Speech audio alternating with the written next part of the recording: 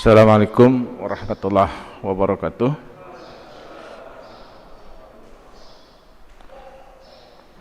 Innal hamdalillah nahmaduhu wa nasta'inu wa nastaghfiruh wa na'udzu billahi min shururi anfusina wa min sayyiati a'malina. May yahdihillahu fala mudhillalah wa may yudlil fala hadiyalah.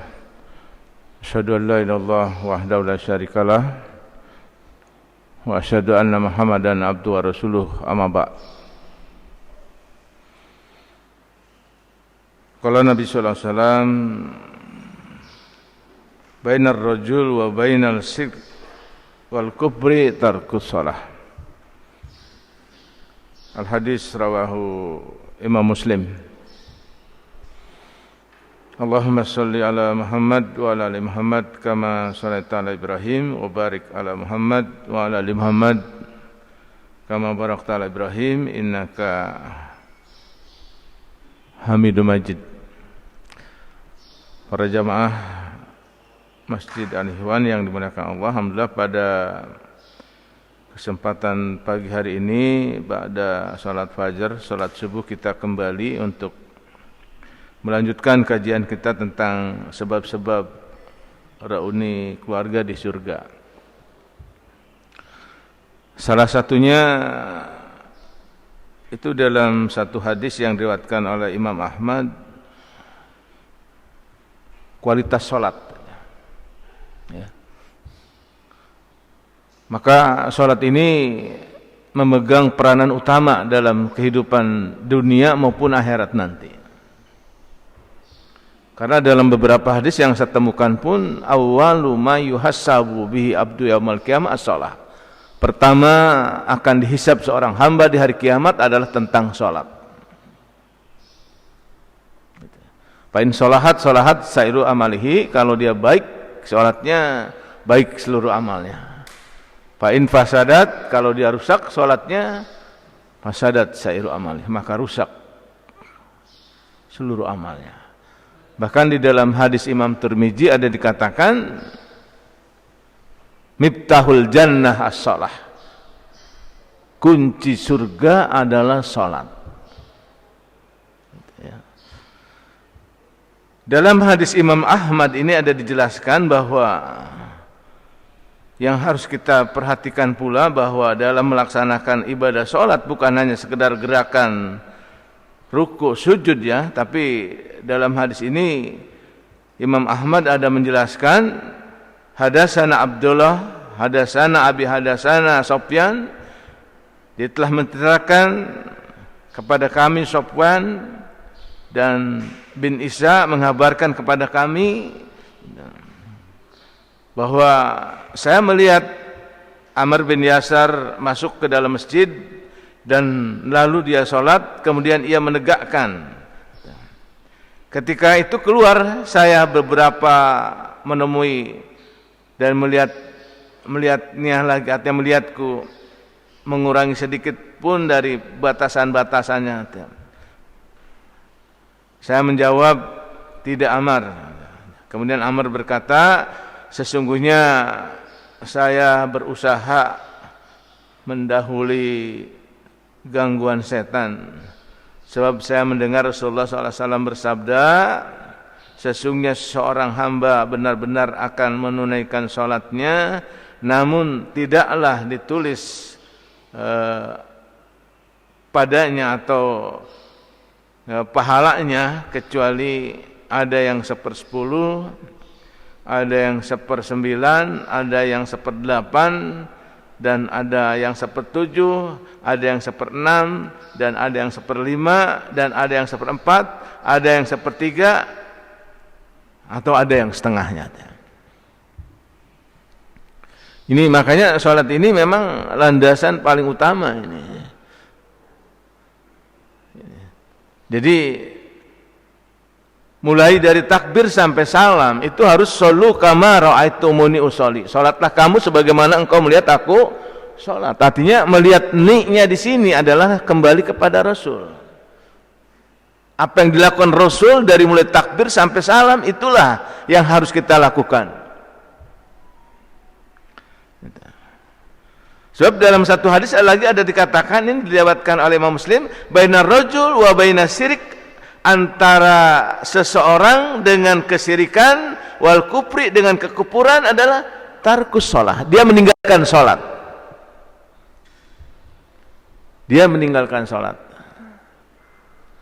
Jadi kalau orang sudah bisa meninggalkan sholat, sudah mau meninggalkan sholat, berarti dia adalah merupakan bentuk kesyirikan atau bentuk kekufuran. Cuman beberapa ulama saya baca dalam pendapatnya, dia belum tentu murtad. Belum. Tapi penegasannya nanti di dalam satu ayat ini, dalam surat Al-Mudaththir, surat 74 ayat 41, tentang orang yang berdosa itu tadi yang meninggalkan sholat, anil mujrimina, yaitu orang-orang yang berdosa, ditanya nanti di akhirat, masalakakum fis saqar, apa yang menyebabkan kamu masuk neraka saqar? Qalu lam naku minal musallin, mereka berkata kami dulu tidak melakukan sholat. Ini Quran ini ya, qalu. Jadi di sini ada wawu alif, berarti dari qala, qalu, qalu ya mereka. Ya, ini tasrifnya gitu. Kata dasarnya qala ya. Qala, kalau berdua qala, kalau banyak ditambah wawu dan alif, qalu. Mereka. Jadi mereka menjawab nanti pada saat nanti, lam naku minal musallin, karena kami tidak melakukan sholat. Ya. Oleh karena itu para jamaah, di dalam beberapa hadis pun ada dikatakan, man taraka sholatul asri faqad habita amaluhu. Barang siapa orang meninggalkan sholat asar sesaat saja, maka hancur segala pahalanya.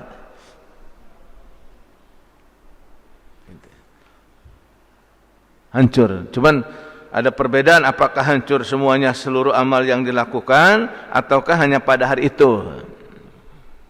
Tapi kalau saya lihat, kalau laptop, komputer kena virus itu semuanya itu.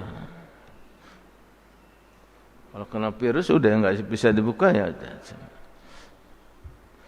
Nah ini harus. Kenapa sholat asar? Man taraka sholatul asri, karena dalam sholat asar itu ada beberapa hadis mengatakan itu adalah pergantian malaikat.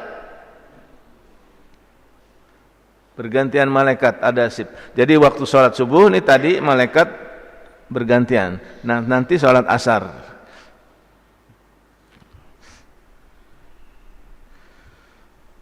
Bahkan dalam satu ayat Allah menjelaskan bahwa orang yang dalam kehidupannya sholat pun itu masih dijelaskan, fawailul lil musallin, neraka wel buat orang yang sholat.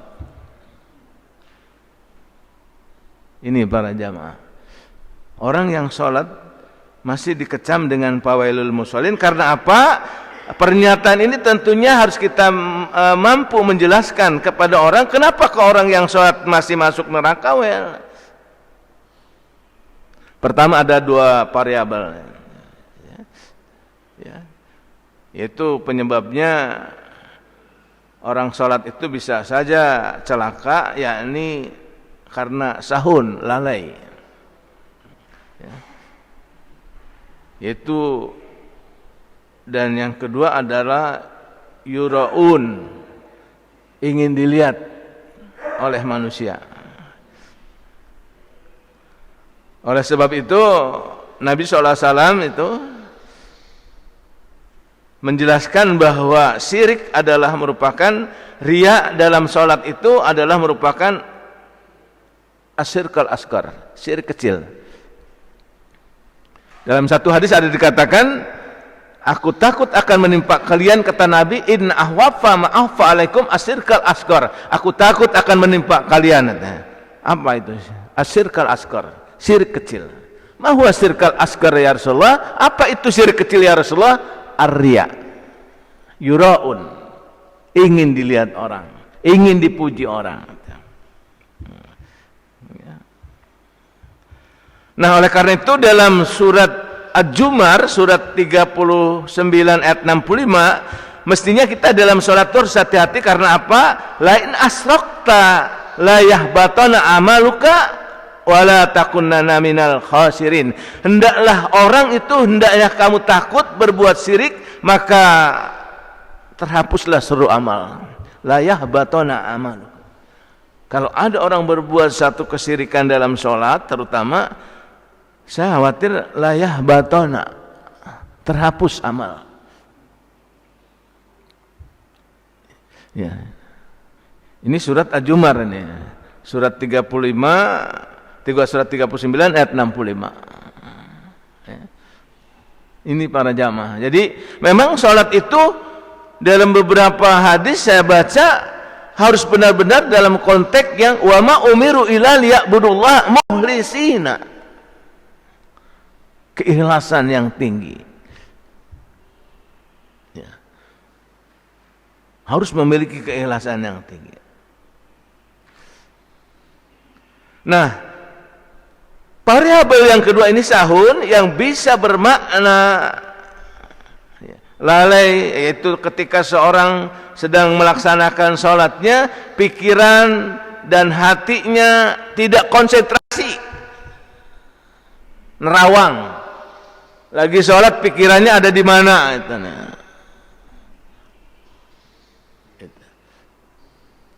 Nerawang.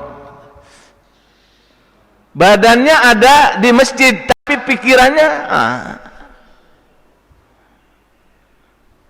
nerawang. Sehingga kadang-kadang orang di situ yang menyebabkan sholat sudah 2 atau 3. Karena badannya ada di masjid sedang sholat, tapi pikirannya merawang. Ini yang kedua, sahun itu. Kemudian pada jamaah tidak kalah pentingnya, maka sholat itu di sini dikatakan bahwa dalam satu hadis Nabi, "Shollu kama ra'aitumuni usolli." Sholatlah kamu sebagaimana engkau melihat aku sholat. Jadi dari mulai takbir sampai salam itu harus benar-benar, tidak boleh ada masuk unsur pikiran dan perbuatan manusia. Maka takbir itu ada 2 yang sahih. Ada yang tahta uzunaihi, jadi tangan dihadapkan ke seluruhnya, itu di bawah telinga ini yang lembek. Ada yang hajwa mankibai, jajar. Hadirin sidang para jamaah yang dimuliakan Allah, maka oleh karena itu dalam surat An-Nur pun Allah ada menjelaskan falyahjur alladzina yuhalifuna an amrihi, maka hendaklah orang-orang yang menyalahi perintahnya atau menyalahi perintah dalam sholat terutama, ini umum hadisnya ya, takut akan ditimpa cobaan oleh Allah. Jadi kalau ada orang menyalahi perintah-perintah Allah terutama dalam melaksanakan sholat, itu dia takut akan ditimpa oleh Allah cobaan yang ditimpa azab yang pedih itu.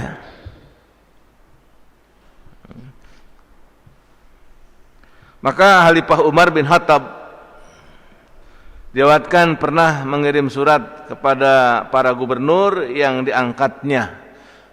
Itu pesannya apa Umar? Sesungguhnya tugas kalian sebagai gubernur yang paling utama di mataku adalah salat. Itu.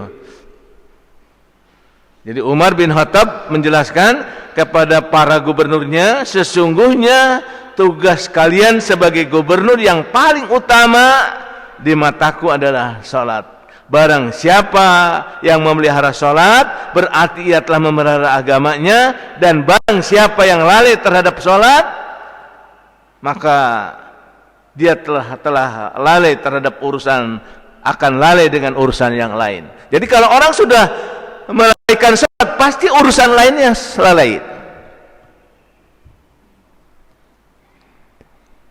Itu para jamaah.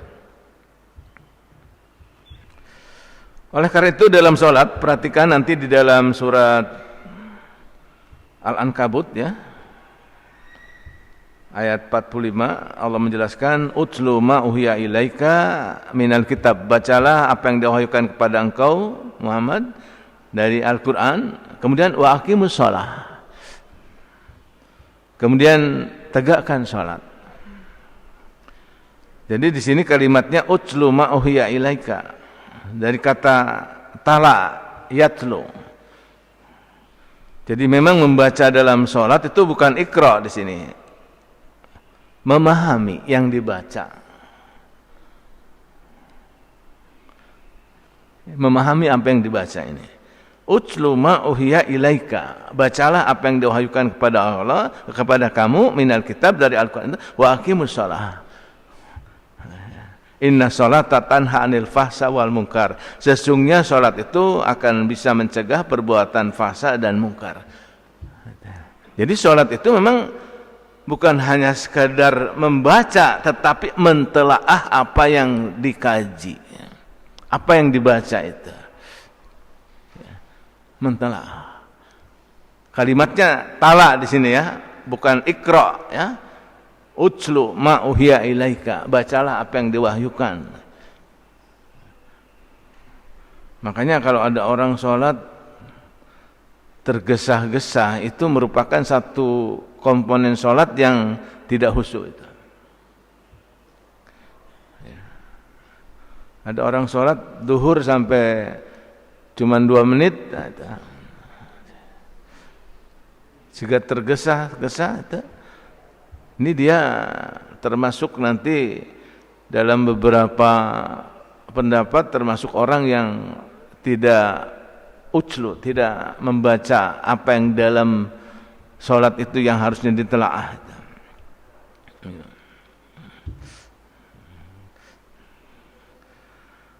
Kemudian dalam satu hadis Bukhari juga Rasul menjelaskan ini, ada menjelaskan tentang ara'aitum lau anna, bagaimana pendapat kalian katanya kalau sekiranya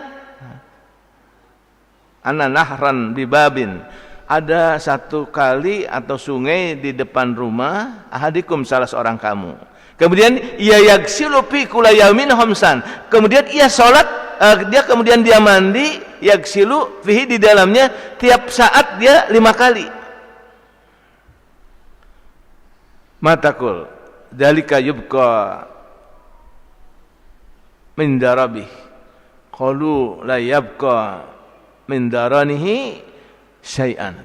Maka Rasul mengatakan, apakah dia masih ada kotoran padanya? Tidak. Qala falidzalika misla as-shalah, demikian dengan orang melakukan salat artinya yang 5 waktu khamsin, yamhullah bihi khataya, Allah akan menghapus seluruh dosa-dosanya. Tapi sholatnya yang gimana tadi? Yang punya kualitas. Ini ya. Ini. Makanya di dalam surat Al-Ankabut 65 tadi, inilah yang dimaksud dengan orang yang akan bisa berkumpul di akhirat nanti dalam surga bersama, ketika sholatnya itu memang tidak tercampur dengan unsur riya, unsur sahun. Ini wa aqimus shalah inna sholata tanha 'anil fahsya wal munkar itu. Bahkan di dalam satu hadis ada dikatakan begini. Ini para jamaah di halaman 4 ya. Man lam yantah sholatahu 'anil fahsya wal munkar lam turid minallah syai'a ba'da. Jadi barang siapa orang yang salatnya masih belum dapat mencegah perbuatan dirinya atau mencegah pekerjaan keji dan mungkar, maka tidak lain ialah ia makin bisa bertambah jauh walaupun dia sholat itu. Jadi kalau ada orang sholat tapi perbuatan keji dan mungkarnya tidak bisa dicegah, maka dia akan lebih jauh lagi nanti. Ini di halaman 4 ya, artinya halaman 5 aja.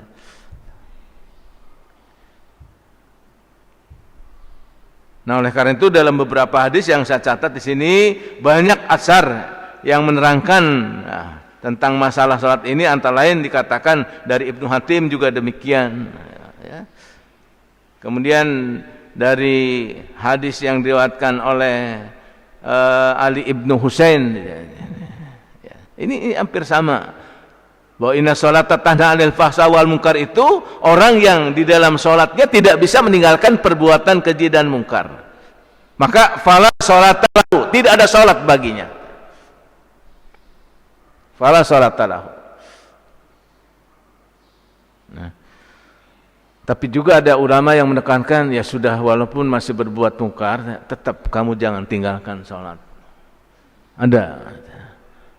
Itu ulama yang menengah yang mengharapkan orang itu mungkin dengan sholat itu bisa kembali. Tapi ya tadi logikanya kalau sholat juga kemudian kemungkaran dilakukan juga, ini berat.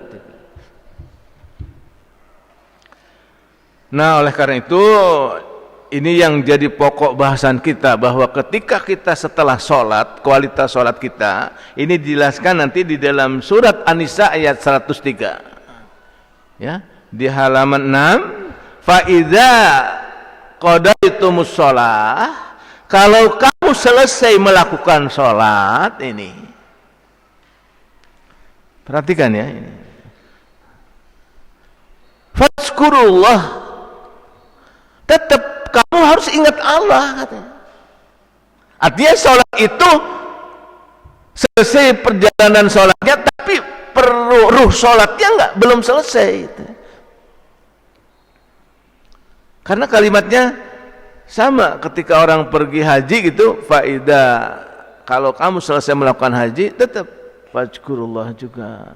Demikian pula faida qadaitum, kalau kamu selesai melakukan sholat fazkurullah, ingatlah Allah tetap. Jadi sholat dan kehidupan ada hubungan. Karena kalimatnya qiyaman, ketika berdiri. Jadi ketika berdiri kita tidak melakukan fahsya dan mungkar. Itu. Jangan setelah sholat, setelah itu melakukan fahsya dan mungkar. Jadi yang dikatakan ketika kalian selesai melakukan sholat, fazkurullah, maka ingatlah Allah qiyaman, ketika berdiri,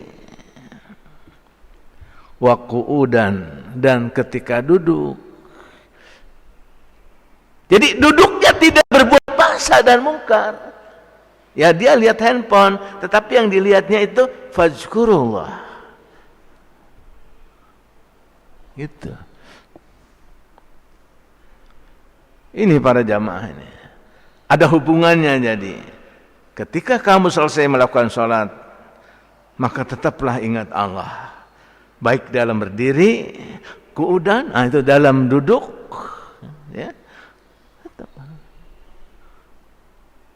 Jadi ketika berdiri ibu ngupas bawang, bismillah. Ketika duduk, ada hubungannya. Wa qu'udan, dan ketika berbaring, ketika wajunubakum, artinya ketika tidur kamu, rebahan kamu, tetap ada hubungan. Makanya pantas kalau Rasul menjelaskan, ketika kamu merebahkan tidur, ucapkan sebelumnya bismika Allahumma amutu wa ahya. Ini.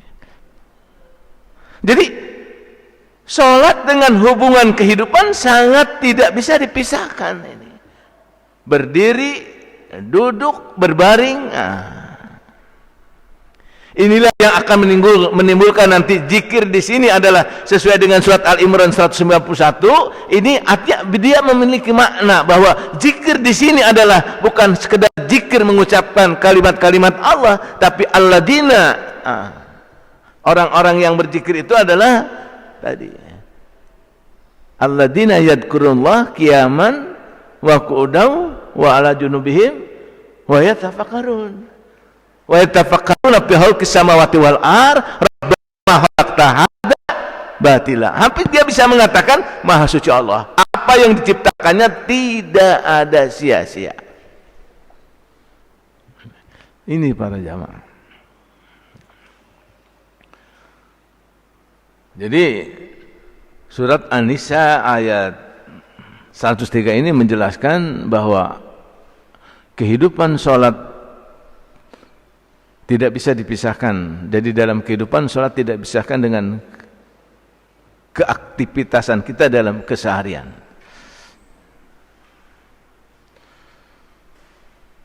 Kemudian di dalam surat An-Anfal, surat 8 ayat 45 pun Allah menjelaskan, ya ayyuhalladzina amanu idza laqitum fitnatun. Hai orang-orang yang beriman, artinya apabila kamu dalam keadaan memerangi satu pasukan musuh, maka tetaplah kamu berteguh hati. Jadi tetap kita ada yang namanya sholat, nanti di dalam perang itu 1 rakaat. Yang satu menjaga, yang satu sholat. Ibu bapak yang dimuliakan Allah, ini makanya di dalam sholat ketika saya baca tentang urusan sholat, itu banyak ragamnya macam sholat. Ada sholat rawatib, ada sholat duha, ada sholat qiyamul lail, ada sholat istihara, ada sholat istighosah. Jadi kalau kita mengambil satu kesimpulan di sholat ini, sholat solusi dalam persoalan kehidupan sekecil apapun. Persoalan apa yang sedang kita hadapi dalam kehidupan, maka sholatlah.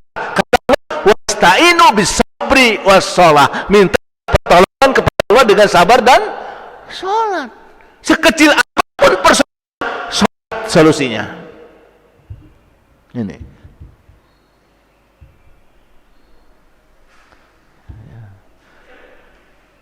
Jadi banyaklah yang mungkin kita alami atau saya alami bahwa ternyata dengan sholat itu kita makin hari makin akan punya satu keadaban kepada Allah. Ya. Karena sholat adalah membentuk pribadi muslim yang kafah nantinya.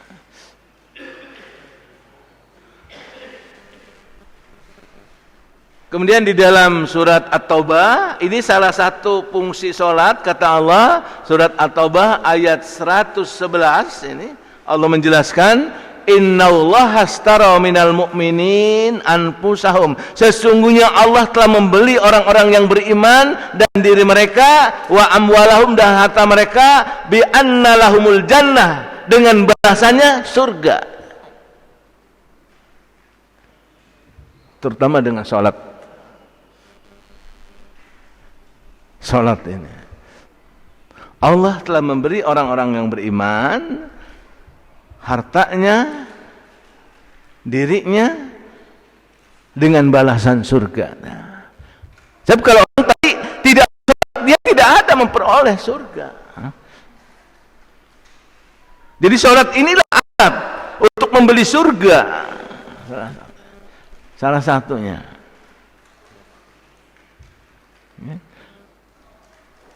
Itu dalam surat At-Taubah ayat 111.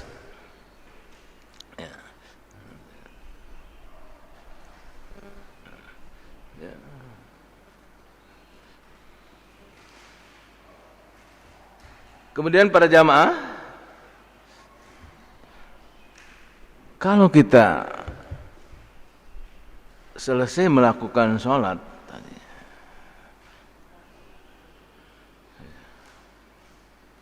ini ada dijelaskan nanti di dalam surat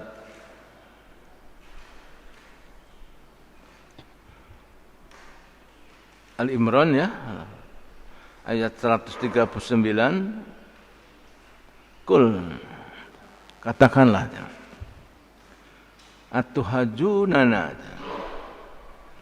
apakah kamu menyebabkan dengan kami tentang Allah, meragukan tentang kami tentang Allah, padahal dialah Tuhan yang kami dan Tuhan kamu. Maka nanti kalau sampai tingkat ke ini, sampai ada di ayat ini mengatakan walana a'maluna walakum a'malukum wa nahnu muslihun. Maka amal kamu nanti buat kamu, amal kami buat kami, dan kami diperintah untuk berbuat ikhlas.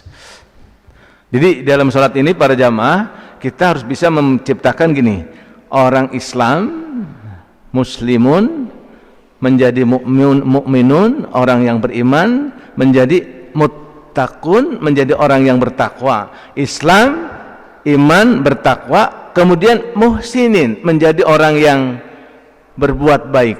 Yang kelimanya mukhlisin.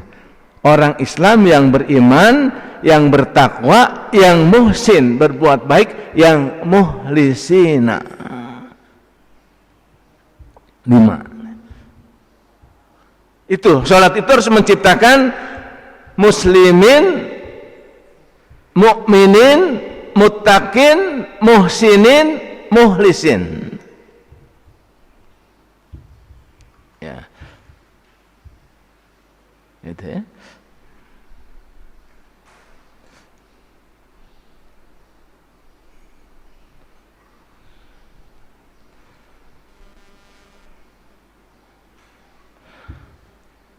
Kira-kira kalau ada pertanyaan nanti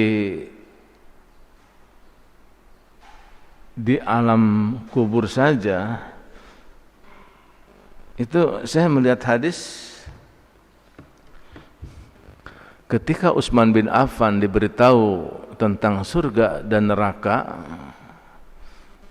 itu Utsman bin Affan enggak menangis, tapi ketika dia berdiri di depan kubur, Utsman bin Affan sampai nangis, sampai air matanya tuh membasahi jenggotnya. Ketika itu orang di sampingnya nanya, kenapa Utsman, kau ketika dekat kuburan kok kau menangis begitu, sangat dahsyat sekali. Kata Utsman bin Affan, kuburan ini adalah pintu akhirat pertama.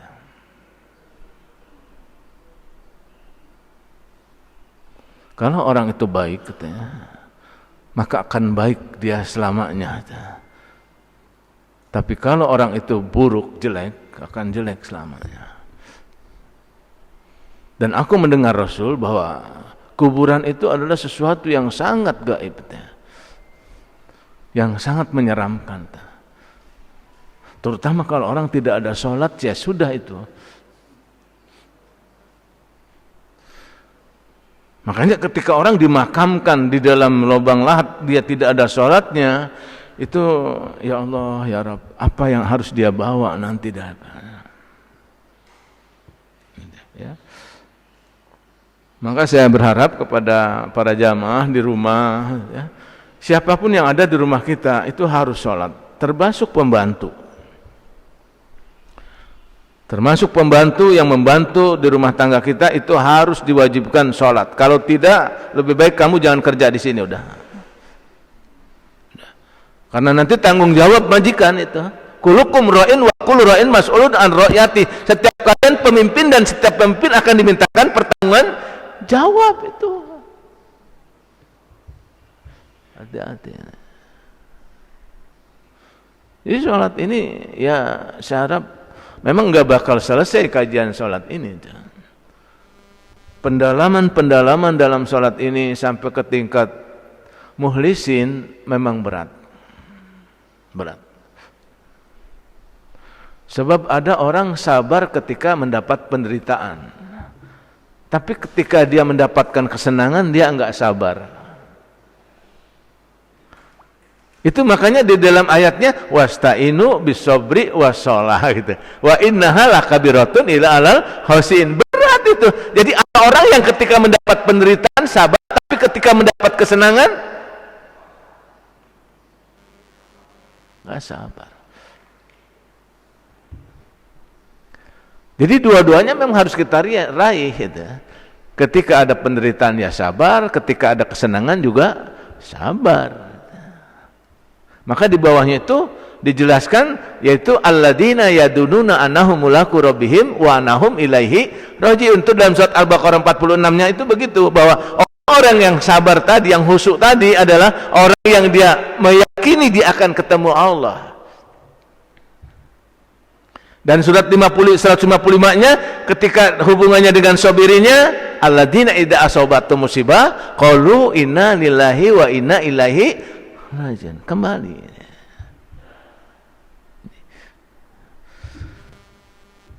Nah, inilah para jamaah yang bisa saya sampaikan, bahwa sholat pokok persoalan yang utama. Jadi berbicara sholat tidak akan selesai sampai kita menghadap kepada Allah Subhanahu wa Ta'ala. Saya tidak ingin para jamaah nanti begitu dimasukkan ke lubang lahat, dia bilang, Robbi irji'un, ya Allah kembalikan aku ke dunia. Untuk apa? Li'a'li amalan fima taraktu, agar aku bisa memperbaiki sholat. Jangan sampai. Itu dalam surat Al-Mu'minun, surat 23 ayat 99 dan 100 itu. Robbi irji'un, kembalikan ya Allah aku ke dunia.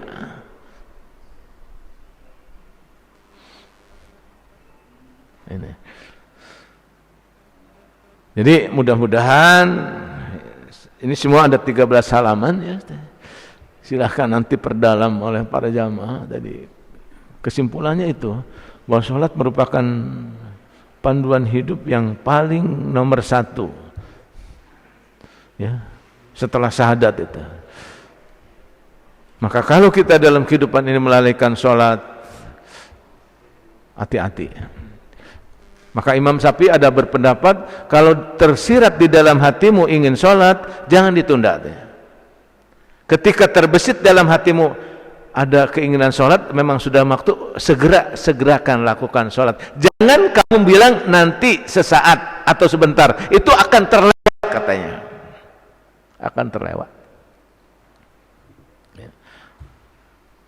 Ya mudah-mudahanlah jamaah kita, jamaah al-ikhwan, para ibu dan bapaknya, insya Allah saya yakin dengan sholat ini merupakan keutamaan dalam hidup.